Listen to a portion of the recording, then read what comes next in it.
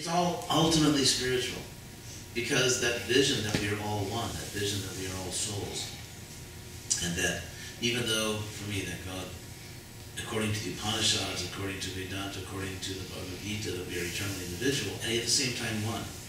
If we were just one, I have to admit, for me, it would be a little claustrophobic. I really like being a person. I'm having a great time. And if you say, do you want to give, because if I'm not a person, if I'm not an individual, no freedom, I can't make any choices, no creativity, I can't do anything. I just, like I say, you just merge into a corporate radiance. And I would like to do more than shine. I really love, and at the same time, we are actually one. There's a real oneness. There's a real sense in which all souls are one with each other. And so therefore there's perfect unity and perfect intimacy because we're one. And one with God. And at the same time, we are unique individuals. Just think what a healthy relationship is. If you and your partner or whatever are merely one, there's a word for that, codependence. You know, where you actually lose yourself. You lose yourself in the relationship and you lose your sense of your own integrity, your own power, your own individuality. And at the same time, if you are merely separate and individual and there's no oneness, you're just like roommates. So there has to be oneness. There has to be oneness, and there has to be, and the same as variety. For example, take a beautiful musical piece. Well, like one very famous piece in Western culture is da-da-da-da, you know, Beethoven's Fifth Symphony. So if you think about it, da-da-da-da is one musical phrase. It's one musical phrase that has three notes, you know, three of the same notes, and it drops.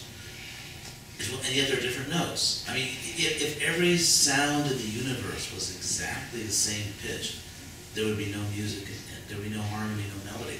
You would have no sense of music. If every sound was the same note.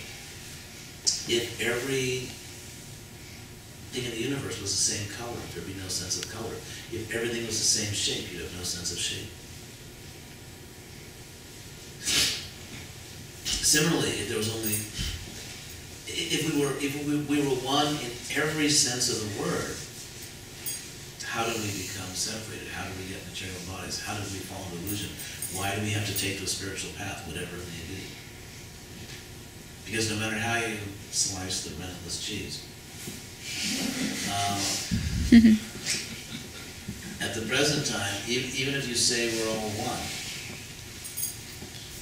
even if you say we're all one, there's still two things. There's the one and there's the illusion.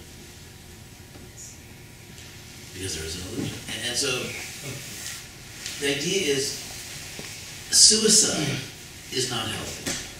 Suicide is not healthy, whether it's physical or philosophical suicide. In other words, we are unique, wonderful, individual persons, and to throw that away and say, I'm not really a person. Wait a second. It's like you have an infection in your hand and your hand is in pain. Don't amputate your hand, just take out the infection. And so we don't have to amputate our individual life. The word ego, which for Freud is a neutral term.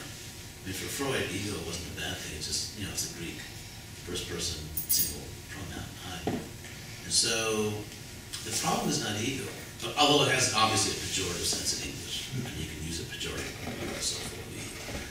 But actually, ego just means that you are a unique, wonderful locus of individual consciousness, and that you have divine qualities, and the fact that you're capable of creativity, of dynamic action, of loving, of being loved, I mean, you're capable of life. You are a unique life, and that's not something to throw away. It's something to purify, to enhance, to perfect, so that we go beyond vanity and egotism, and we see our oneness with all the creatures of God. And that's why, in my humble view, everything about me is humble, including my views. So, all these great teachers, whether it's Krishna or Buddha, and all these great teachers, never explicit, even Shankara, even if you know Shankara, Adi Shankara, the great Vedanta teacher,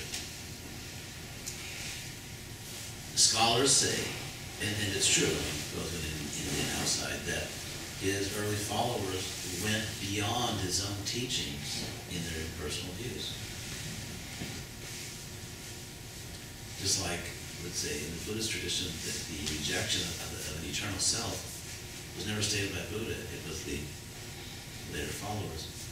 And you find the same thing in, I mean, we go basically down all the world religions, and it's very easy to show how the early followers went beyond what their teacher said in their enthusiasm. And so there's always this issue of trying to get back to the historical roots, like what did this person really say?